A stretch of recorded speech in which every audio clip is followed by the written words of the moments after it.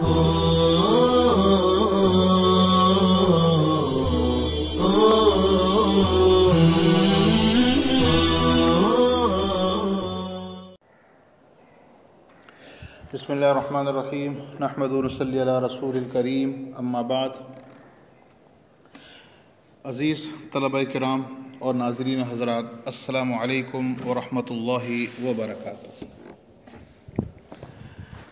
गुज़िश्ता सबक में हमने इसमें गैर मुतमक्किन की किस्में पढ़ी थी कि इसमें गैर मुतमक्किन की 8 किस्में हैं।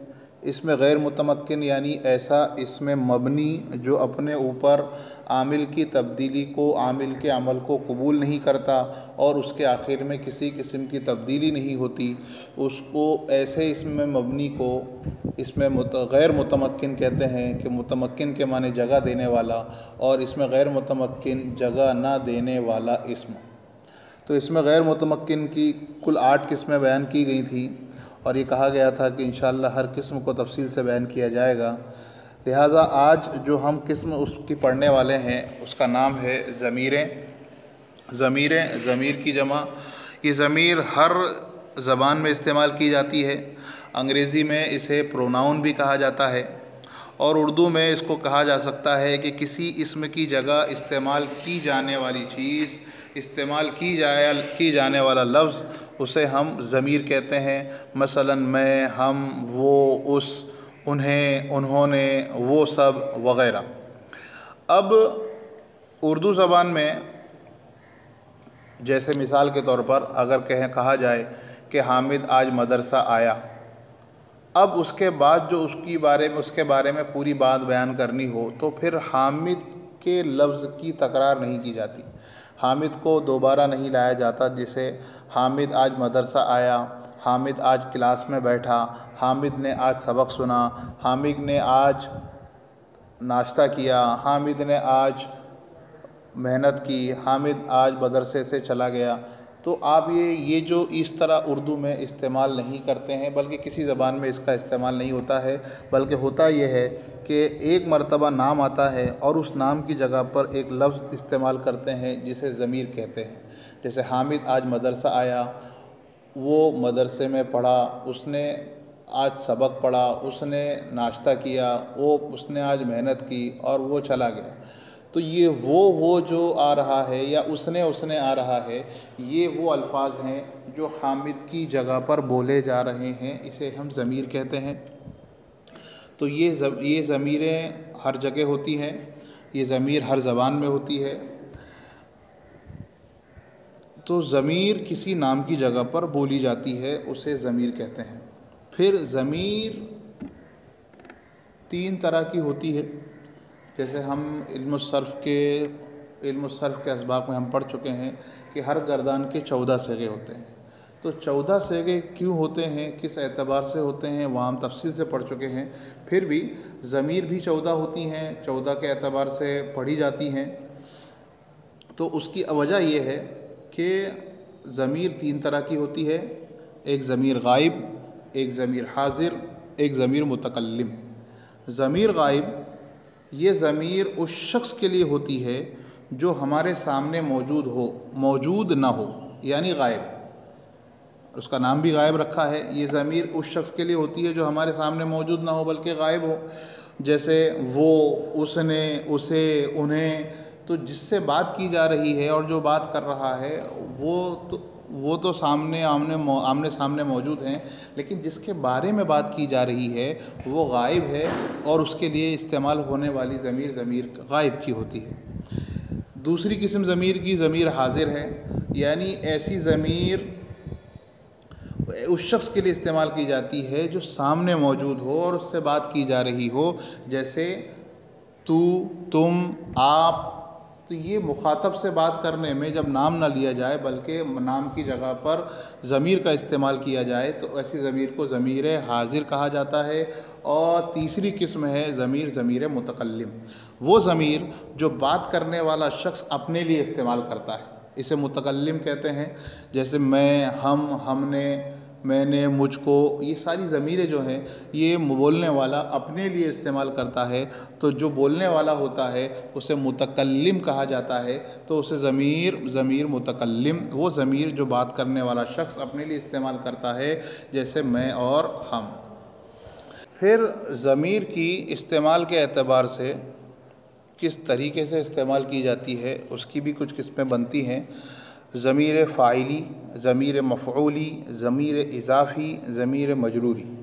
ज़मीर फ़ाइली जब ज़मीर फ़ाइल की जगह पर इस्तेमाल हो या मुस्नद इलैह की जगह पर इस्तेमाल हो, या तो मुब्तदा बने या तो फ़ाइल बने। जैसे वो आया, वो गया, तुमने ये काम किया, मैंने ये किया, मैं उन्होंने ये सब किया, उसने किया, आपने किया, हमने किया, आप ये शख्स हो, हम ये लोग हैं। तो ये जो ज़मीर है ये मुस्नद इलैह बनने वाली ज़मीर है। और मुस्नद इलैह हो, अब मुस्नद इलैह फ़ाइल की शक्ल में हो या मुब्तदा की शक्ल में हो, उर्दू में उसको ज़मीर फ़ाइली कहा जाता है। फिर एक किस्म है ज़मीर मफ़ऊली। ज़मीर मफ़ऊली मतलब जो ज़मीर मफ़ऊल की जगह पर इस्तेमाल की जाए, यानी किसी शख्स के साथ, किसी चीज़ के साथ कुछ हुआ उसको बयान किया जाए। जैसे उसे किसी ने कुछ कहा, उसे किसी ने कुछ कर दिया, उन्हें लोगों ने सताया, या उन्हें लोगों ने बतलाया, मुझे इस काम में लगाया गया, हमें इस काम को बतलाया गया, तुम्हें ये सारी चीज़ें दी गई, आपको ये चीज़ें बतलाई गई, तुझे ये मैंने काम दिया था। तो ये अल्फाज ज़मीर हैं जो ज़मीर मफ़ऊली की जगह पर इस्तेमाल होते हैं। और तीसरी किस्म है ज़मीर इज़ाफ़ी, यानी ज़मीर जिसमें ताल्लुक़ का इज़हार हो। मेरा कलम,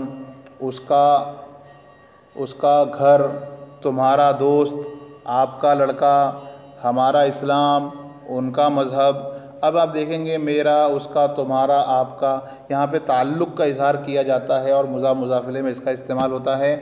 ज़मीर मजरूरी, जब ज़मीर, चौथी किस्म है जब ज़मीर मजरूर की जगह पर आए, उस पर, उन पर, मुझ पर, हम पर, उसके लिए, मेरे लिए, तुम्हारे लिए, तो ये ज़मीर मजरूरी होते हैं। इसके एतबार से ज़मीर की 5 किस्में बनती हैं। जो 5 किस्में ज़मीर नज़र आती हैं, जिन शक्लों में नज़र आती हैं, उनके एतबार से ज़मीर की 5 किस्में बनती हैं। और उसी को आज का हम सबक है जिसको हम पढ़ते हैं कि सबक नंबर 22 है ये। ज़मीर वो इस्म है जो किसी इस्म की जगह बोला जाए, वो इस्म है, ज़मीर भी इस्म होगा और वो किसी नाम की जगह पर बोला जाएगा। वो इस्म उस ज़मीर का मर्जा कहलाता है। यानी जब ज़मीर इस्तेमाल होती है और ज़मीर जिस शख्स की जगह पर, जिस नाम की जगह पर बोली जाती है, वो ज़मीर का मर्जा होती है। मर्जा के माने लौटने की जगह, यानी ये ज़मीर का इस्तेमाल हुआ है तो अब ये ज़मीर किस नाम की जगह पर बोली गई है कैसे पता चलेगा? तो फिर उसको देखा जाएगा क्योंकि ज़मीर की भी 14 किस्में हैं, ज़मीर की 14 शक्लें हैं कि वो मुज़क्कर के लिए अलग, मुअन्नस के लिए अलग, वाहिद के लिए अलग, तस्निया जमा के लिए अलग, मुतकल्लिम के लिए अलग, हाजिर के लिए अलग, गायब के लिए अलग। तो जैसा मर्जा होगा, अगर हामिद है, पीछे हामिद की जगह पर बोली गई है तो वाहिद की ज़मीर होगी, मुज़क्कर की ज़मीर होगी। अगर सलमा का नाम आता है और सलमा की जगह बोली जाएगी तो वाहिद की ज़मीर होगी, मुअन्नस की ज़मीर लाई जाएगी। इसी तरह बहुत सारे लोग मुस्लिमीन या फिर मुदर्रिसीन या तालिबीन, ये जमा है। अब इनके ये एक मर्तबा इनका तज़किरा आ गया और अब उसकी जगह पर ज़मीर को लाया जाएगा तो ज़मीर उन्हीं के मुताबिक लाई जाएगी, यानी जमा मुज़क्कर की लाई जाएगी। तो जमा मुज़क्कर यानी ऐसी ज़मीर जो ये भी बतलाएगी कि ये ज़मीर जमा की है और ये भी बतलाएगी कि मुज़क्कर की है। जैसे हुम और हुन्ना। हुम यहाँ पर आप देखेंगे कि हुम जो है ये मुज़क्कर जमा के लिए आती है और हुन्ना जो है मुअन्नस के लिए आती है और जमा मुअन्नस के लिए आती है।